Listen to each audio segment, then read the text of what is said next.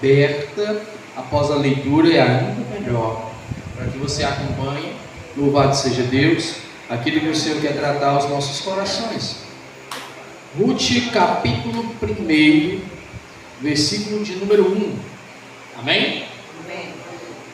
Diz assim a santa palavra do Senhor: nos dias em que julgavam os juízes, houve fome na terra, e um homem de Belém de Judá saiu para habitar na terra de Moabe, com sua mulher e seus 2 filhos.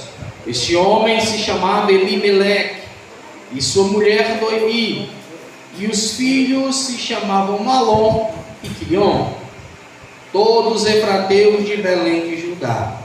Vieram à terra de Moabe e ali habitaram. Morreu Elimeleque, marido de Noemi, ficou ela com seus 2 filhos, os quais casaram com mulheres moabitas. Era o nome de uma Orfa e a outra Ruth, e ficaram ali quase 10 anos.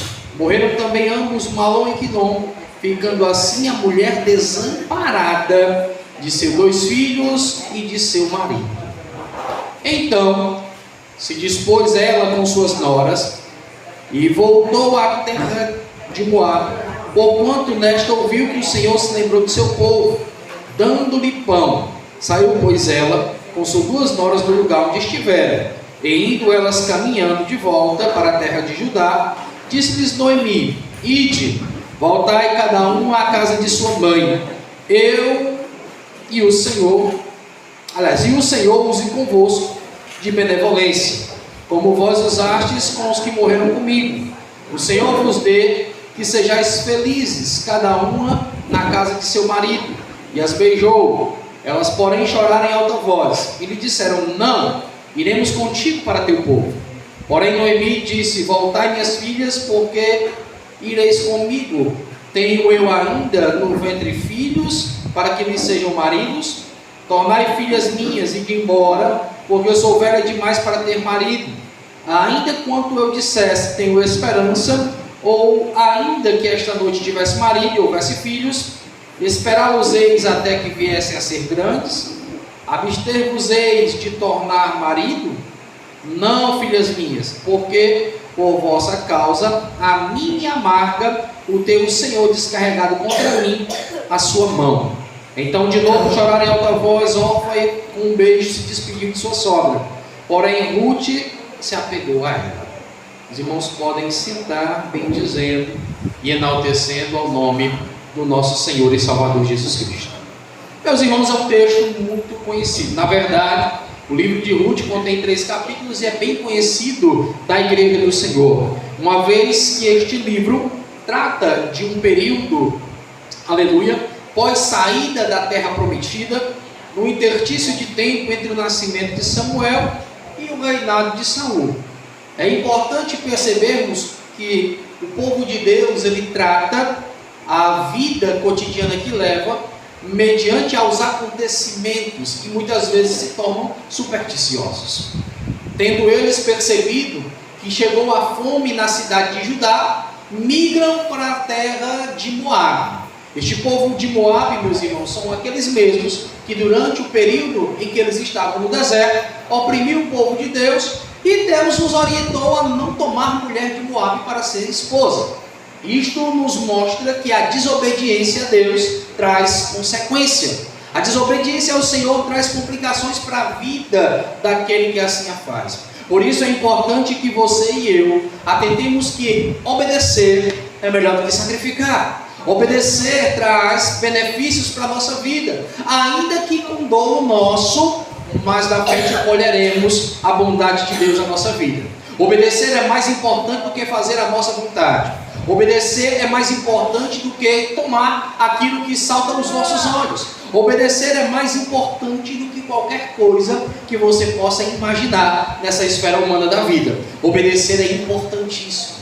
Uma vez que eles saem da casa do pão, pois Belém significa terra do pão, e vão para Moabe, vem a eles a fome também, e consequentemente a morte. Aqui eu aprendo uma coisa, meus irmãos: é melhor estar diante da vontade de Deus, sofrendo, do que estar diante da vontade que o mundo oferece, cheio de fartura, cheio de pão, pois haverá um momento em que tudo isso se transformará e trará para a nossa vida dificuldades tremendas. Você lembra do filho pródigo? O início, que começou a gastar fortuna? Só alegria, só brincadeira, só farra, só diversão, cheio de amigos, cheio de companheiros. Mas quando o dinheiro acabou, todos o deixaram abandonado. Ninguém voltou as costas para ele. Ninguém lhe deu um emprego. Ninguém lhe deu um marido. Ninguém lhe deu atenção. Ficou ele sozinho. Ora, aquilo que salta aos olhos nem sempre é a vontade de Deus. A vontade de Deus é a obediência ao pai, ainda é melhor. O filho mais velho deu exemplo, ficou em casa, e quando o filho mais novo volta e ele ainda quer questionar, o pai diz: ei, meu filho, tudo que eu tenho é seu. Teu irmão se perdeu e agora voltou, vamos nos alegrar. Então que a gente compreenda que a obediência traz crédito diante do pai para com a nossa vida. Se algo tem sido oferecido à sua vida, se algo tem saltado aos teus olhos e parece desobediência, dá um freio. Obedeça. Obedecer é mais importante. Meus irmãos, esta mulher chamada Noemi, ao ver que a desobediência veio até a sua vida, no versículo de número 15, ela vai dizer: olha, eu me sinto amarga. Ela muda de nome. Noemi passa a se chamar Mara, pois se considera amarga por ter desobedecido e saído da casa do pão, mesmo na fome, mesmo na dificuldade, para ir a uma terra onde Deus não queria que ela fosse. Não faça nada contra a vontade de Deus. Estabeleça isso no seu coração. O que mais importa não é a vontade dos outros, mas a vontade de Deus para a tua vida. O que importa não é o que os outros pensam de você, mas o que Deus pensa ao teu respeito. O que importa é o que Deus está achando do que você está fazendo. Isso é mais importante. O que você está fazendo? Deus se agradaria? Não me responda. Guarda aí. Fica com essa pergunta para o teu coração. O que você faz hoje? Você poderia deitar e descansar com a certeza de que Deus confia que você está fazendo algo correto? Se for assim, meu irmão, você é bem-aventurado. Se for assim, você encontrou um caminho de felicidade. Pois descansar na obediência produz frutos, e frutos maravilhosos para a nossa vida. Mas, meus irmãos, nem só de dificuldade vive o homem. Aquela mulher chamada Noemi, ela tem na sua casa 2 filhos. Seu marido morreu, Elimeleque, diz o texto, mas os filhos que estavam a cuidar dela, com o passar dos anos, também morrem. E ela entende o seguinte: a minha desobediência trouxe consequência. A minha desobediência trouxe dificuldades. Porém, as suas noras se apegaram tanto a ela que elas queriam partir com ela de volta para Judá. Queriam partir com aquela mulher para que pudessem estar ao lado de sua sogra, pois a sua sogra era exemplo, era referência, mesmo estando em um lugar que não era dela. Meus irmãos, olha que coisa linda e interessante a palavra de Deus nos faz entender. Mesmo que você esteja num lugar que não é o seu, seja luz. Mesmo que você esteja em um ambiente que não é adequado com a tua fé, seja luz naquele lugar, seja luz naquele ambiente, seja luz naquele estabelecimento, seja luz naquele recinto, para que as pessoas olhem para você e se apeguem ao Deus que você serve. Pois a palavra diz que Orfa com um beijo volta, mas Ruth segue e faz uma declaração das mais lindas, a partir do versículo 16. Você vai ver Ruth dizendo: olha, minha sogra não peça para eu ir embora, porque o teu Deus é o meu Deus, porque aquilo que você vai fazer, eu também quero fazer. Para onde você for, eu vou também. Para onde você pousar, eu também pouso e descanso. E não seja a morte a nos separar. Meus irmãos, ela faz uma declaração de amor para a sua sogra, porque entendeu que aquela mulher era uma mulher diferente. Ela carregava o Deus de Israel no seu coração. E olha, ao estudar um pouco da vida de Ruth, eu vi que ela foi uma sacerdotisa de um Deus pagão, onde essas crianças eram oferecidas para aplacar a fúria deste Deus pagão. Uma mulher que servia uma outra religião e se converteu ao Deus vivo, todo-poderoso. Eu aprendo aqui que o meu testemunho, o teu testemunho, pode impactar a vida de alguém. O teu testemunho pode mudar a vida de outra pessoa. Você nem precisa falar muita coisa. Seja luz, seja sal da terra, seja carta lida, seja um bom perfume de Cristo, pois onde você andar, Deus vai contigo. Onde você andar, Deus vai confirmando. Aquilo que você falar, Deus vai assinando embaixo. E aquilo que você fizer em conformidade com a verdade e estabelecido no céu, Deus decreta na terra. Não tenha medo, Ele é fiel e está contigo. Louvado seja o nome do Senhor. Noemi dá um exemplo tremendo de que perseverar e servir a Deus, mesmo num ambiente que não seja o dela, pode trazer para a vida da gente, aleluia, frutos daquilo que foi a nossa fé. Aquela mulher ganhou a sua nora. Aquela mulher ganhou a sua nora de forma que ela volta para Belém de Judá. Ela volta para a casa do pão. Deixa eu lhe dizer uma coisa: se você tem um parente, um amigo, um companheiro, companheira afastada do caminho de Deus, nunca é tarde, viu? Enquanto há vida, há esperança. Quem sabe hoje, através da tua intercessão, do teu pedido de oração, quem sabe hoje Deus não traz de volta, quem sabe hoje o Senhor não resgata, quem sabe hoje o Senhor não modifica, quem sabe hoje o Senhor não transforma, quem sabe hoje o Senhor não lapida esta vida que tu tanto tem entregado na mão do Senhor. E detalhe, irmãos, quanto mais difícil, quanto mais complicado, quanto mais cabeça dura, quanto mais cheio de carrapicho, porque tem ovelha que fica cheia de carrapicho, irmão. Vai para o mundo, brinca e volta cheio de carrapicho. Mas o bom pastor, ele sabe tratar. O bom pastor, ele sabe cuidar.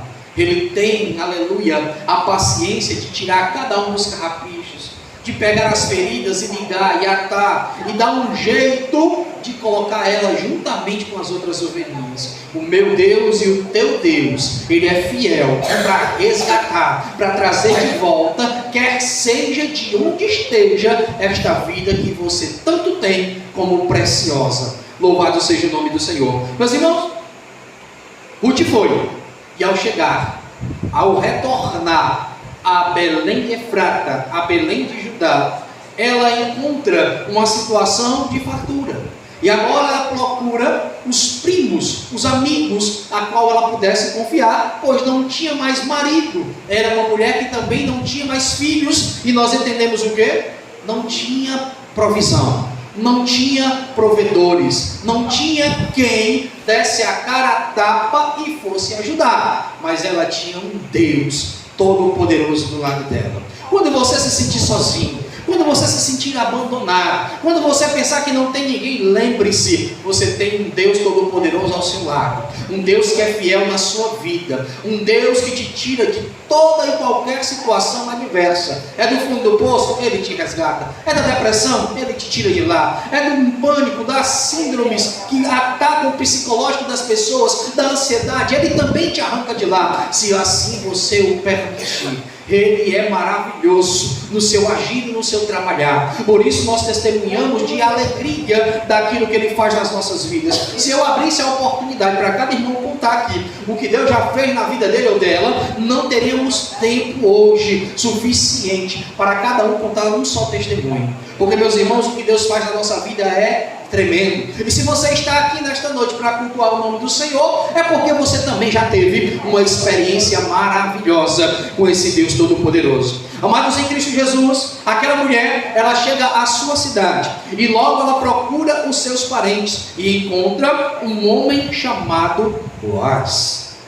Meus irmãos, Boaz não é qualquer homem não. Boaz é descendente de Judá. E você sabe da promessa que de Judá viria o leão da tribo de Judá, sim, o herdeiro de Deus, o Messias prometido, o resgatador de Israel, o pão da vida descido do céu, vem desta linhagem, uma linhagem a qual Deus escolheu, aleluia, para gerar aquele que é o nosso Senhor e Salvador, Jesus Cristo. Então, meus irmãos, observando o texto, percebemos que Boaz se coloca para ajudar a Noemi e Ruth, que estavam naquele lugar. Uma coisa me chama a atenção: elas poderiam muito bem, irmão Levi, ficar encostadas, ficarem desocupadas, só de pousada, só de campana, na casa do fazendeiro Boaz, do homem rico que havia dado guarita àquelas duas. Mas elas fazem diferente. A Bíblia nos mostra que a primeira coisa que Ruth faz é: olha, me dê uma amassadeira, me dê um cesto, pois eu estou vendo que tem um monte de mulher ali trabalhando nos campos, eu também vou trabalhar. Meus irmãos, as jovens que trabalhavam nos campos colocam Ruth de escanteio, pois era uma mulher viúva, e a cultura daquela época dizia que a mulher viúva era uma mulher amaldiçoada, pois Deus tinha visitado o pecado dela ou do seu marido e tinha trazido sobre eles a morte. E aquela mulher que deu um estigma entre as outras jovens, e as virgens que estavam nos campos de Boaz começavam a trabalhar e a perseguir. Se você ler a continuação do texto, no capítulo 2, você vai perceber que Ruth, ela sofre perseguição, mas não deixa de trabalhar. Como ovelha muda, ela fica trabalhando quietinha, fazendo o seu serviço, não retruca, não se mete em confusão, não perde tempo com fofoca, não perde tempo com disse-me-disse, ela continua o seu bom trabalho a qual ela estava fazendo. Por isso, meus irmãos, às vezes a gente pensa e se preocupa que agradar o homem é mais importante. Boaz, ele tem uma função aqui, não somente de ser o homem que vai ajudar, mas ele é o próprio símbolo de Deus naquela pessoa, nessa história como nós estamos contando. Boaz, ele representa a presença de Deus dentro desse texto. Boaz é o resgatador. Quem é o resgatador da igreja? Quem é o resgatador da igreja se não é o Senhor? Boaz era o remidor, era o resgatador daquela mulher viúva. Mas o que é interessante, meus irmãos, é que Ruth representa, sabe quem? A igreja do Senhor. Ruth tem uma representatividade muito forte. E a igreja do Senhor, ela não é somente aquela que nasceu no berço da fé. Ela é aquela que convergiu, que também mudou, como Ruth mudou. A igreja do Senhor é aquela que exige, aleluia, trabalhar. A igreja do Senhor é a igreja que trabalha, que milita, a igreja que faz missão, a igreja que evangeliza, a igreja que prega, a igreja que ora, a igreja que intercede, a igreja que abençoa o faminto, a igreja que veste o necessitado. Essa é a Ruth representada, a igreja do Senhor que trabalha, mesmo sofrendo perseguição, porque a igreja do Senhor, ela é perseguida. A igreja do Senhor, ela sofre apedrejamentos. A igreja do Senhor, ela sofre apontamentos. A igreja do Senhor, ela sofre com tudo que o mundo possa colocar sobre ela.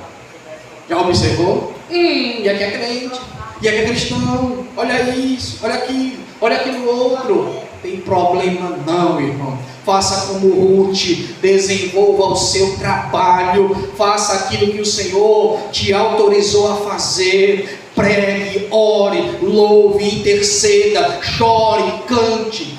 Faça aquilo que Deus te autorizou a fazer. Não se acanhe nem se acovarde. Seja como Ruth. Estão falando de mim? Agora é que eu trabalho mesmo. Estão falando de mim, estão me perseguindo? É agora que eu faço a vontade de Deus. Mostro que sou diferente dos iguais. Mostro que não sou como a multidão. Mostro que tenho algo na minha vida que incomoda. Ah, meus irmãos, se a gente soubesse que o brilho do Espírito Santo na nossa vida incomoda, que o brilho do Espírito Santo na nossa vida nos torna atormentadores de certas coisas nas esferas espirituais, a gente tinha mais cuidado, mais vigilância e não estava nem aí para o que o mundo pensa de nós. Saímos por aí pregando a tempo e a fora de tempo, levando a mensagem da cruz para todo aquele que carece da verdade de Deus. Meus irmãos, Ruth representa a igreja trabalha. A igreja não perde tempo com conversa de A, B, C ou D. Ah, é porque o fulano não é da minha igreja, mas ele é assim, ele é assado. Ah, porque o irmão é daquela outra igreja do lado. Que isso importa, irmãos. O nosso Deus é um só. Ele não mudou, Ele é o mesmo. O que nós temos que fazer é trabalhar para Ele. Como Ruth trabalhava, como Ruth desenvolvia as suas tarefas. Eu fico me perguntando aqui, conjecturando com o Espírito Santo, que Ruth ficava sempre para trás, sempre pegava, irmã Diana, as sobras. O que sobrejava era dela. Nunca ficava para ela o melhor. Ela sempre ficava com as sobras. E não é assim a verdadeira igreja do Senhor. A verdadeira igreja do Senhor, ela pega todo que está cansado, todo que está oprimido. A igreja de Deus trabalha, meus irmãos, com gente que está com o coração ferido, com gente que está derrotado pelo vício, com gente que está perdido, engodado naquilo que produziu para a própria vida. É o jogo, prostituição, a mentira, a avareza, uma série de coisas. E eu não vou listar aqui, porque os irmãos devem conhecer. Mas a igreja pega esse tipo de gente, que era as pessoas que Jesus visitava, que era as pessoas que Jesus acolhia, que era as pessoas que Jesus sentava e começava a tratar com eles. E a sociedade, fariseus, saduceus, escribas, os doutores da lei, rejeitavam. Nos dias de hoje não é diferente, meus irmãos. Os homens ainda continuam religiosos demais e esqueceram de se espiritualizar, de olhar para o necessitado, de olhar para o caído na calçada e ver ali que há um projeto de Deus naquela vida, de ver aquele homem que um dia esteve na calçada, que ele pode estar fazendo a obra de Deus, recebendo de volta a dignidade que um dia tiraram da sua vida. Meus irmãos, a gente não pode se enganar. Não podemos nos enganar. Muitos dos que estão caídos em uma calçada foram alvejados pelo inimigo e não teve nenhum soldado que fosse os buscar. Não teve ninguém que fosse tentar o resgate daquele soldado ferido. Muitos deles são projetos de Deus que esperam eu e você e até eles. Que a gente abra os nossos olhos e desperte a luz da palavra para a necessidade de evangelizar, para a necessidade de trabalhar em prol do reino de Deus. Mas tem uma coisa interessante, meus irmãos. Logo após tudo isso, Boaz, percebendo o comportamento de Ruth, Boaz percebe que ela não era como as outras. Ela era diferente. Você lembra do que eu falei? O brilho do Espírito Santo traz diferença? Ruth era diferente. E ele pensou: vou dar um banquete, porque eu preciso casar. Está chegando a idade que eu despose, que eu tenha mulher, que eu tenha família, que eu tenha uma linhagem, que meu nome tenha descendência. Boaz dá um banquete, convida as moças que trabalham no campo. Muitas daquelas moças virgens não queriam que Ruth estivesse lá, pois ela era viúva, mas ele, ao observar o trabalho de Ruth, diligente, sem reclamar, sem ficar preocupado se está na primeira posição ou na última, sem estar preocupado se o trabalho era de manhã cedo ou tarde da noite, ele convida ela para o banquete. Se ele representa o nosso Salvador, o nosso resgatador, olha que coisa linda, a igreja que trabalha, ela é convidada para o banquete.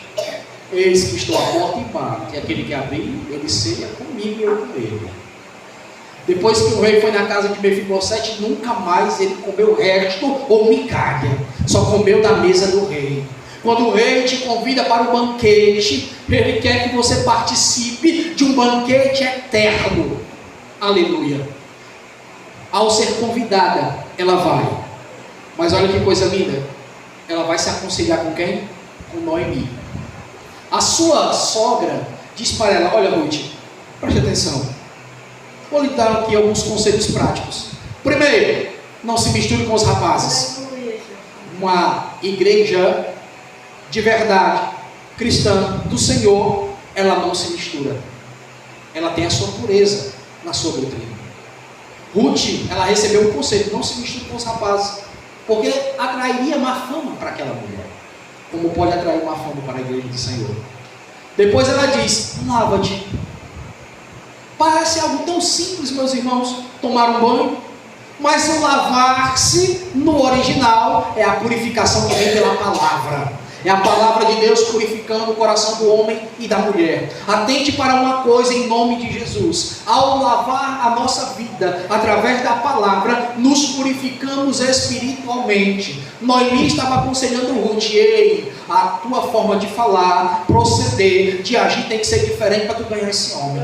Para que tu possa desposar esse homem, tu tem que ser diferente. Tu tem que estar lavada com a palavra. E isso não aponta somente para uma mulher que queria ser resgatada, mas aponta para a igreja do Senhor que quer o resgate naquele grande dia. Ruth é o exemplo daquilo que nós devemos ser. Ela se lava, ela se purifica com a palavra de Deus para não causar vergonha ao seu noivo, para não ser diferente do que o seu noivo é, pois o seu noivo é lavado pela palavra. Que coisa interessante é a Bíblia dizer que céus e terras passarão, mas a palavra dele permanece para sempre, porque ele é o verbo, ele é a própria palavra. Então, ao nos lavarmos com a palavra, nos lavamos e nos purificamos dele, com ele. Se o sangue dele está sobre a nossa vida, a purificar o nosso pecado, temos, aleluia, a oportunidade de nos tornarmos mais alvos que a neve, pelo sangue carmesim vertido na cruz e pela palavra de Deus que santifica e purifica o homem. Ruth recebe o segundo conselho, aliás, o terceiro conselho. Lava-te. Aliás, o primeiro, não se misture com os rapazes. Segundo, lava-te. Terceiro, veste-se com teus melhores vestidos. Ah, meus irmãos, isto nos implica em reflexão importante. Se vestir é se encher de autoridade. Se vestir é usar vestes adequadas a quem é do céu. Se vestir é o sentido de quê? Como está a nossa vida espiritual? Você está aí vestido com a armadura de Deus? Está preparado, soldado? Está preparado, guerreiro do Senhor? Está aí trajando o capacete da salvação, a couraça da justiça, o cinturão da verdade, a espada da palavra, as sandálias da pregação do evangelho? Está tudo aí, está tudo ok? Glória a Deus e aleluia.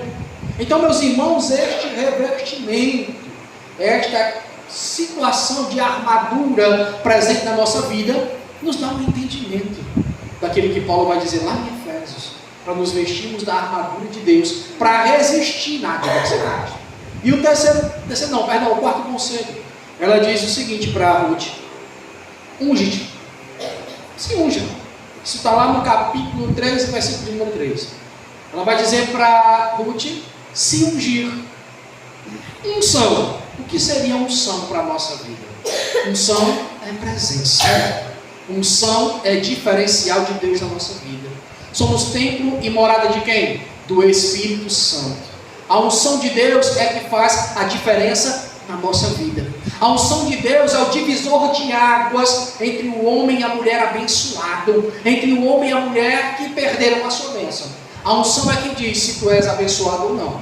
E esta unção, aleluia, não é algo que vem da tua cabeça por homem. Não é algo imposto pelo homem.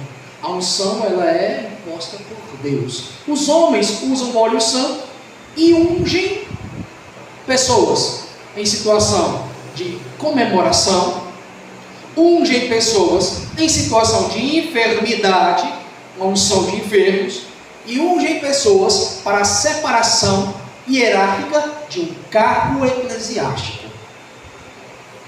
Meus irmãos, a unção que a igreja do Senhor tem que ter é a autoridade espiritual, é a capacidade de discernir o que é secular e o que é espiritual, é a capacidade de discernir o que é a tua vontade e o que é a vontade de Deus. Você já conseguiu entender quando é a tua vontade gritando e quando é a vontade de Deus falando? Precisamos ter esta capacidade, meus irmãos, porque senão vamos tropeçar no nosso próprio pé e não nos manteremos de pé. Logo após isso, ao receber estes conselhos, Ruth vai para o banquete. E ao participar do banquete, eu fico aqui me perguntando, irmã Diana, todas as moças virgens olhando para o bonitão, fazendeiro, o homem de posses, o homem bem nascido, o homem de uma família abençoada, um homem de privilégios. Muitas das jovens de hoje estariam se jogando no pescoço dele. Muitas das jovens de hoje estariam tentando uma oportunidade de ficar sós com ele. Mas a Bíblia diz que beberam vinho, que festejaram e que dormiram. E ao acordar, Boaz percebeu uma coisa: muitas jovens estavam em situações que não agradavam, estavam de forma vergonhosa, mas Ruth estava em posição de reverência aos pés de Boaz. Estar aos pés de um homem que poderia ser o resgatador daquela mulher, que poderia lhe dar nome uma vez que o seu marido faleceu, meus irmãos, significa dizer submissão. Submissão é o que Deus quer para a sua vida. Deus quer que você seja submisso à vontade dele. Deus quer que você seja submisso àquilo que Ele determina. Por isso, Ruth, exemplo, símbolo de como a igreja deve estar aos pés do Senhor. Ali, submissa, obediente, temente, reverente à vontade do seu Deus. Amém. Glória a Jesus. Você pode ficar de pé um pouquinho? Glória a Deus. Louvado seja o nome do nosso Senhor e Salvador Jesus Cristo. Meus irmãos, vamos acelerar um pouquinho aqui, glória a Deus, porque temos um momento importante, glória a Jesus. Mandina, venha para cá, em nome do Senhor. Glória a Deus.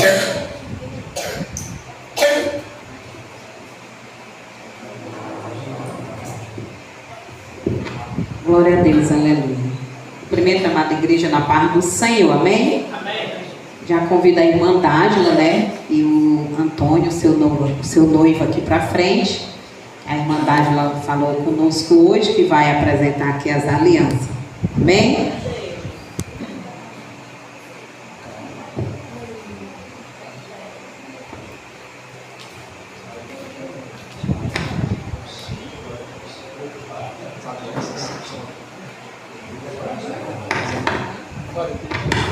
Meus irmãos, eu peço à igreja, por favor, que direcione as mãos aqui em direção ao casal. Glória a Deus.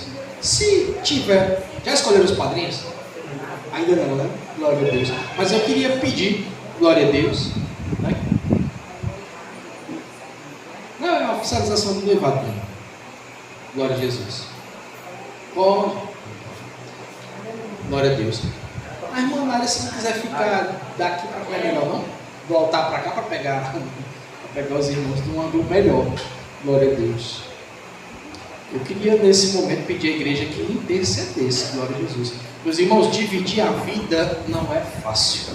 Glória a Jesus. É uma tarefa das mais difíceis, porque é a união de dois seres individuais, de pessoas distintas, diferentes, não somente de gênero, mas de personalidade, de educação, de cultura. E para conviver é necessário muito diálogo, muito entendimento, muita paciência, muita providência de Deus.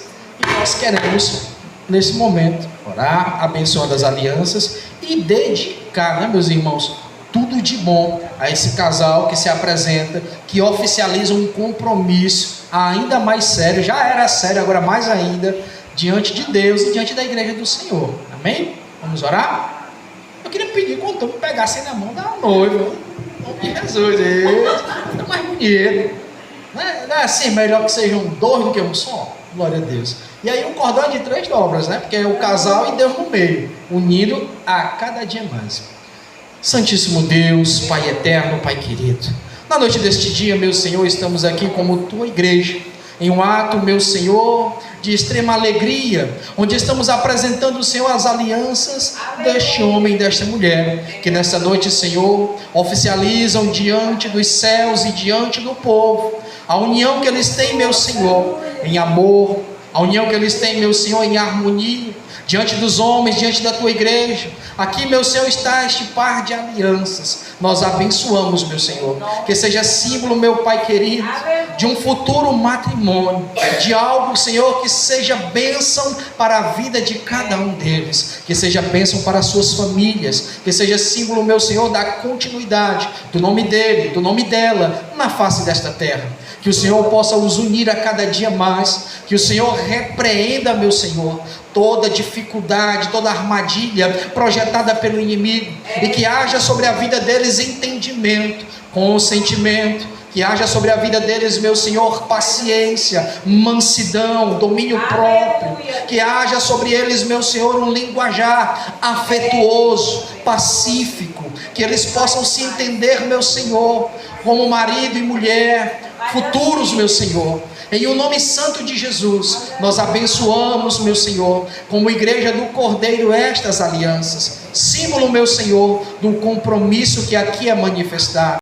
Meu Pai amado e Pai querido, abençoa-os, Senhor, abençoa suas famílias, meu Pai, que possam se unir também em prol desta união, que possam estar a cada dia lado a lado, olhando para eles, os abençoando, lhes dando suporte, meu Senhor. O que é o homem sem a sua família? O que é a mulher sem a sua família? O que é o casal sem o Senhor? Que o Senhor seja provedor, provedor de mansidão, provedor de entendimento, provedor de amor, provedor de paciência. Assim, meu Deus, nós os abençoamos em nome de Jesus, crendo, meu Senhor, que aquilo que está sendo oficializado aqui reflete aí nos altos céus, como símbolo, meu Senhor, da tua fidelidade para com a vida deles. Os une, meu Senhor, a cada dia.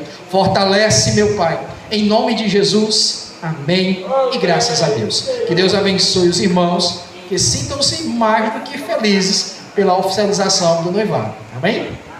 Amém. Deus abençoe. Que a igreja estenda as mãos assim.